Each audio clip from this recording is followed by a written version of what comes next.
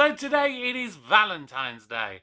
That means we've got to talk about two of Stephen Moffat's most beloved creations, The Weeping Angels and River Song, in The Time of the Angels and Flesh and Stone. Let's review this episode.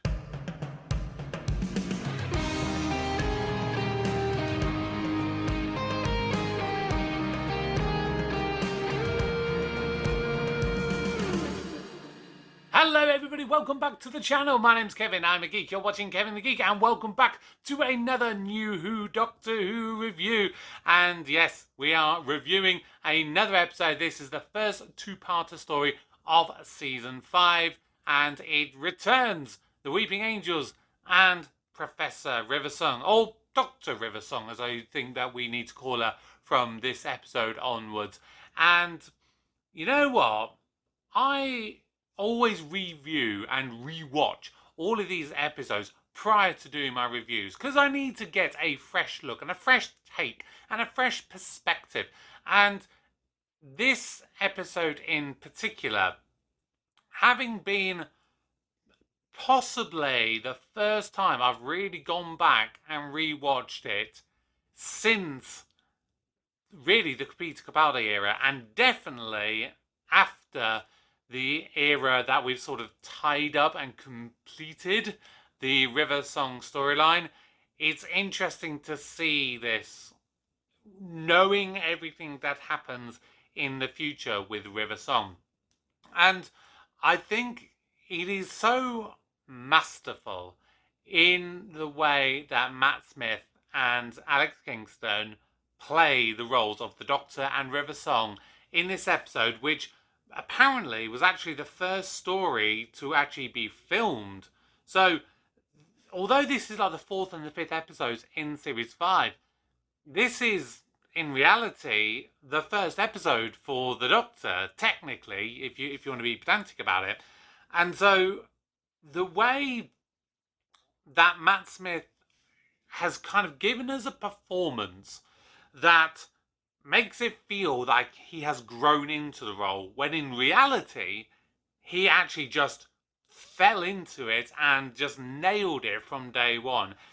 It's got to be really commended to him, like how good of an actor he is and how well he plays the Doctor. And Alex Kingston, obviously at this point she would have been away from the role that she only did, in 2 episodes and, in one story. She again just fell into this like she had never been away. And Stephen Moffat is one of the most beloved writers in Doctor Who, prior to him becoming showrunner and prior to him completing his time. You think about the stories he wrote in the Russell T Davies era. You had The Empty Child and the Doctor's Dances in series 1. You had The Girl in the Fireplace. You had Blink. And then, of course, you had the Library two-parter. He has written the most wonderful stories, the wonderful characters in those, and he always manages to create some really memorable characters and villains. This, though, for him, is the first time he brings anything back.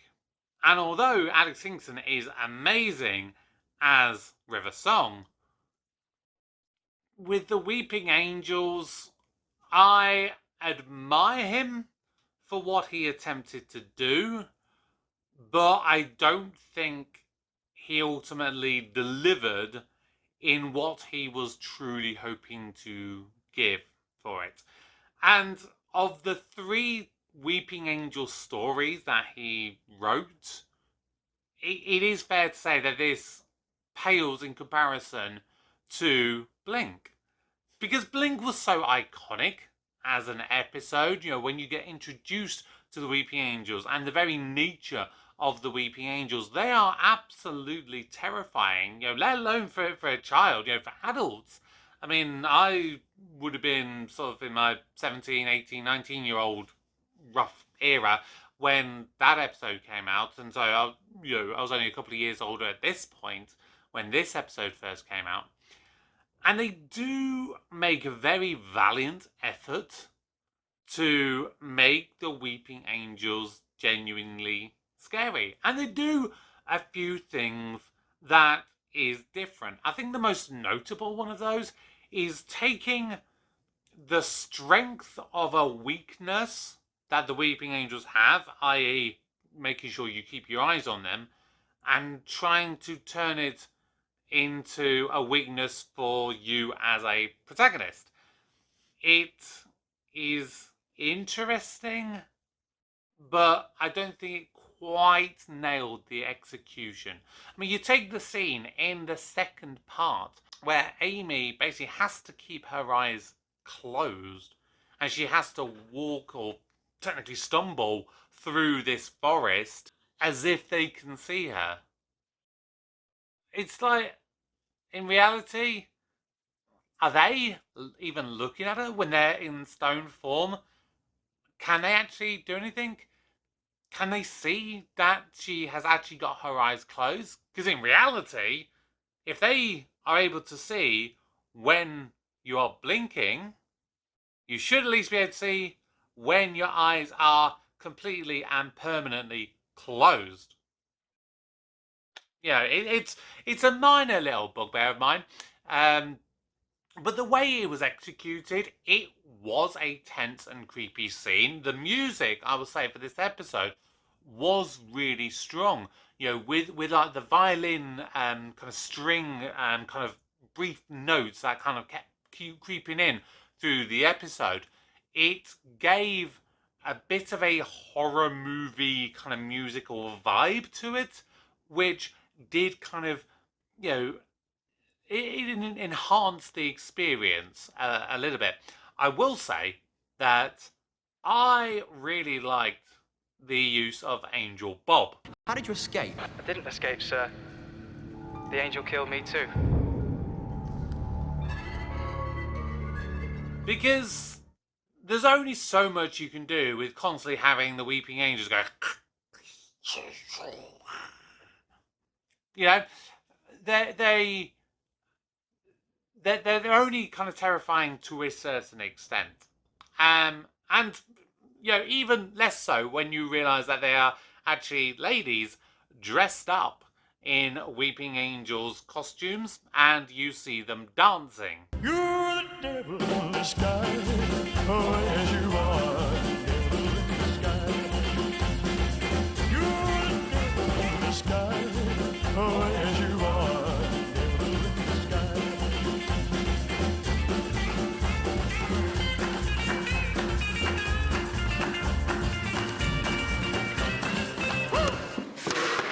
That wasn't us. So what I liked that they did with Angel Bob is something that they've kind of taken from the Sontaran two-parter story from season 4 with the unit kind of soldier Ross. The one who was taken out by the Sontarans, and you know, you had the general there who was calling him Greyhound 40 and everything, and you know, you had the Doctor get so angry saying, "Get them out of there!"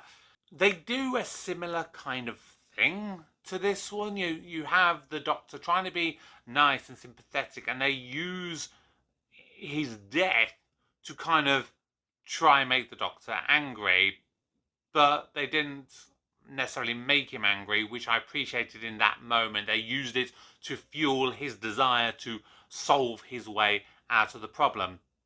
Although in that kind of correlation and that comparison, the soldier kind of general dude that you had in the Sontaran story, he was, in my opinion, very bland. But Father Octavian in this story, I liked him. And of course it did help having an actor of the vein of Ian Glenn, who is a wonderful actor. And I think the first thing I remember actually seeing him in was as a villain in the Tomb Raider movie, you know, the one that was in 2001 with Angelina Jolie. And he has this sort of anti-hero quality about him. He's someone that, with the voice, it's kind of soothing and you could want to listen to him and hear what he's got to say, but he's very determined and blunt and direct and to the point. And what I also appreciate is the way that the character was written was very much the kind of leader and general of this army that he didn't treat his soldiers as expendable. He treated them as part of his family, and the way that he berated the Doctor at that he can just kind of go swanning off at the end of an adventure, and yet there will be those people left behind and potentially people who have died, and they'll have to explain to the victim's family that they actually passed away and they lost their lives. It's a very interesting and poignant line. Called you an idiot, sorry, but there's no way we could have rescued you, man. I know that, sir. And when you've flown away in your little blue box, I'll explain that to their families. But what it really does do is forward plan the overarching storyline that Stephen Moffat does with the Doctor over the coming series and couple of series, especially within Series 6. And to be fair, I think that this episode, where its biggest failure lies, is that at times it felt a little bit too heavy-handed in trying to set up the future, rather than focusing on the present. It was really strong, I would say, overall, but if it was going to be in one of those really upper echelon episodes, it needed to focus more on the story. I mean, the story in itself was kind of basic and average. It's a base under siege kind of story, if you like. And you've got all these characters coming in. They're being chased by a monster. They've got to find their way out of it. That's basically it. I mean, the sets and the costumes and the design and the setting, they all added some extra stuff. River Song really elevated the story and the mystery surrounding her, the mystery surrounding the Weeping Angels and how they're slightly different. But it didn't do enough for me personally to get to that really high tier kind of story. And it's a shame, I think, because I commend it for what it was attempting to do in this story. It was just, there was a few things that just kind of hold it back for me personally. About who I want. You know what I mean? Yeah. No. The biggest thing that I really, really hated in this story, though, has to be the ending. And that's the scene of Amy and the Doctor in Amy's bedroom. I mean, Amy as a whole in this episode, she was, again, really, really strong. And what I like watching this episode, and I don't know how much Stephen Moffat knew about the future of River Song, i.e., spoilers, that she was going to be the daughter of Amy and Rory, but there was something very motherly and very protective in the way that River Song was towards Amy. And if they did know, or at the very least that Stephen Moffat knew, but the actors didn't know, I hope that they probably gave just enough of a sense of a clue to say, this may be where we're going with this, and this is maybe the way to maybe think about when you're playing the character in these episodes. So the dynamic between Amy and River was great, and Amy, I would say, as a whole, was great for the majority of this episode. But that final scene... Oh, you are sweet, Doctor, but I really wasn't suggesting anything quite so long-term. Now, Stephen Moffat, in the Doctor Who Confidential episode, kind of spoke about how... Here's this man, this generally rather good-looking man, sometimes older, sometimes younger, but generally good-looking, who's wonderful, funny, passionate and kind, and the nicest, bestest human being, apparently, you'll ever meet. And all those girls didn't notice, ever, not once. They didn't think, well, he's quite nice. I'm a kissogram. The way we've played it up until now is people falling in unrequited love with the Doctor. Great, why not? But actually, Amy isn't offering that at all. She's just thinking, well, we've got some time. You're kind of hot, and I've had a bad night. And I think, okay, why not? For me, I don't feel that that is enough of a valid reason and a valid justification to basically have Amy try to seduce the Doctor. And okay, if you break it down and you try and think about it, that, you know, from a logical story perspective, Amy has just gone through this pretty traumatic experience where she thinks that she's going to die. She's being brought home. It's back the night before her wedding, and she was already kind of, in a way, afraid of commitment. So this is an excuse for her to blow off some steam, blow off the cobwebs, if you like, and maybe ultimately work out if Rory is the person that she wants to marry.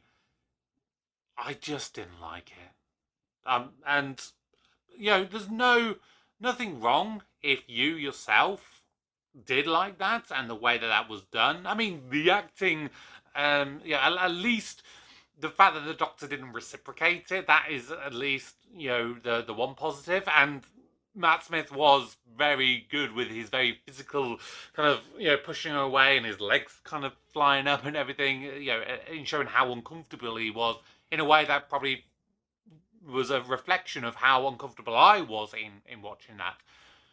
But, yeah, just generally, no, I don't like it. I'm not a fan of it.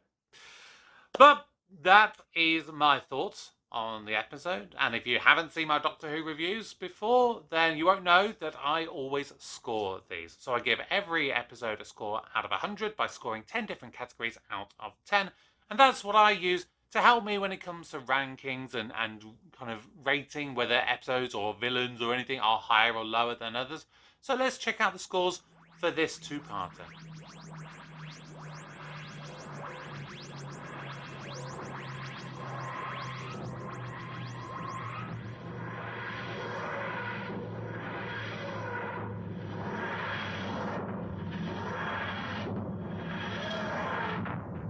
And so, this two-parter story, The Time of Angels and Flesh and Stone, has scored 79 marks out of 100, which gives it a B+ grade. Now, like I said, I am very, very content in saying they attempted something new. I like it when writers don't just try to stick to the same tired old formula. I like it when they do step outside of their comfort zones, try something different. Sometimes it works, sometimes it doesn't work.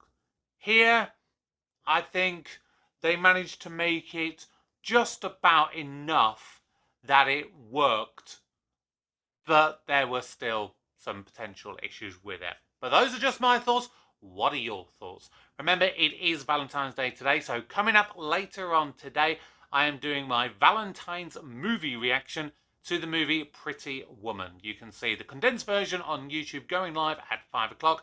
And also in that video, you will find a link to my Google Drive where you'll be able to see the entire full-length reaction. And then tomorrow, it is the Red Dwarf 35th anniversary of the very first ever episode. And I've got a couple of little treats in store for you. So make sure you subscribe to the channel if you're new, turn on notifications, smash the like button. But of course, don't forget to drop your comments down below. But for now, my name's Kevin. I am a geek, and you've been watching Kevin the Geek. Goodbye.